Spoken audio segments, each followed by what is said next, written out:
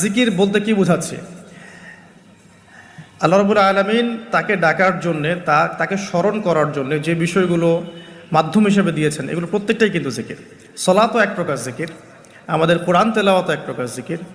আমরা এইখানে জিকির বলতে যা বোঝাচ্ছে সেটা হচ্ছে ডেইলি কিছু জিকির আমরা করি, যেগুলোর মধ্য দিয়ে আমরা আমাদের জিহ্বাকে তরতাজা রাখবো, সিক্ত রাখবো। আমরা সবসময় আজে বাজে কথা বলার চাইতে এই কোরআনের কথা, হাদিসের কথা বা আল্লাহ পাকের তাসবিহ তাহলিল এগুলো তো অভ্যস্ত হলে পরে দেখবেন রমাদানের সওমের আধ্যাত্মিকত্ব বাড়ছে ইনশাআল্লাহ। এটা আপনি প্রমাণিত যে আপনি 1 ঘন্টা অহেতুক কথাবার্তা বলেন কারোর সাথে, আপনার মনের নূরগুলো নষ্ট হয়ে যাবে।